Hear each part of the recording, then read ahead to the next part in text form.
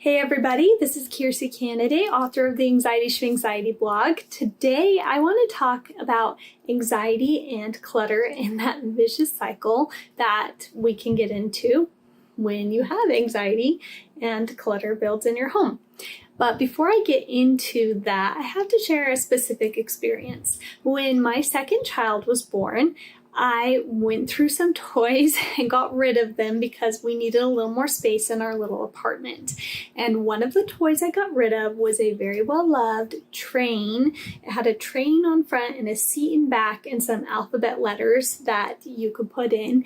My oldest loved it and I loved it too. It actually took me a long time to get rid of this toy. But as our second came and we're trying to get the room all ready for her crib to go in and stuff, I just needed more space and that toy was pretty big and it had to go. So about 6 months after we gotten rid of this toy, my sweet oldest asked me one day, "Mom, where's my train toy?" And so I had to explain that we didn't have room and we had to get rid of it. She was very sad. And then, no joke, every day for months, sometimes multiple times a day, she would ask me why I got rid of her train toy and was very upset about it. And I felt awful because it was hard for me to get rid of it. She loved it. Kids we babysat loved it. It was a great toy, but it needed to go. So that experience caused me to have a harder time going through toys going forward. And recently, it culminated into a huge mess in their room. There's so many toys. I'm like, where did these even come from? Anyways, and it was bad. So every time I went in there, I felt so anxious because it was just a clutter mess and there was so much stuff. Now, I can get stuck in this vicious cycle of anxiety where I go to deal with it, but I see the clutter, I feel more anxious, and then I don't deal with it. But enough was enough. I had to get it done. So I started small. That's my process when I just have to tackle clutter. I took out a garbage bag at a time and I just gathered up toys, filled them up, and then I put those bags in my room. And it was enough, like a little bit at a time, that they didn't quite notice. And one day while they were at school, I gathered up the last of the toys and then I went through them. I put on a show that I was familiar with so I could have some like distraction and background noise, so I didn't think too hard about the toys. Because if I thought too hard about it, it was going to be harder to really declutter and get gone what needed to be gone. And then I pulled aside what I knew was their most favorites first, so that those wouldn't get lost in everything and we wouldn't have issues like the train a few months down the road. So I pulled those aside. And I got a box and things that I knew they really liked but would be okay to just be gone for a little while, I put in this box.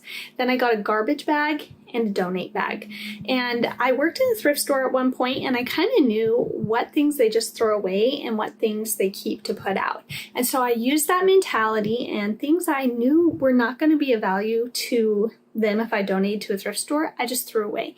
And the rest I put in a donate bag so we could take it to a thrift store. And the box I had was for the attic. And what I'm going to be doing is a 6-month rotation. So I kept out a reasonable amount of toys and I put a reasonable, not massive amount of toys in one box. And every 6 months, I'll pull out that box, put those toys in their room, and fill the box with the toys that are currently in their room. So it's like they get something new every 6 months, but it's all the same stuff. And we're not bringing more stuff in. And let me tell you that it was worth it to push through the anxiety, fight that battle of cycling clutter and anxiety, and get this done. Their room gets messy now, but it's a manageable mess with signs of kids having fun.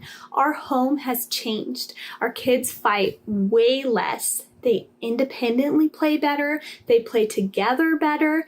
At one point, my husband and I were like, we miss our kids. They don't even want to hang out with us anymore. They want to play. They have had less TV time because they enjoy being in their room now. They can see what's there. They know where to put it when they're done. So it's less of a battle getting them to help clean up their room because everything has a place now. It is amazing. So sometimes anxiety can pull us down because we get overwhelmed by the burden or the mess in front of us, especially with clutter. It can pull us down and we get in this vicious cycle of, oh, I'm just going to deal with it later. I can't deal with it right now. But it's worth it to take that first step. And it doesn't have to be a huge step. I have to start small to overcome that anxiety and break the cycle. And at the end of the day, it's so much better when I do that. Our family is happier. My kids are having way more fun. And we cut we cut out the big mass amount of stuff to something that's reasonable. And our lives are the better for it. And now I have even less anxiety about clutter because there's not as much clutter to handle.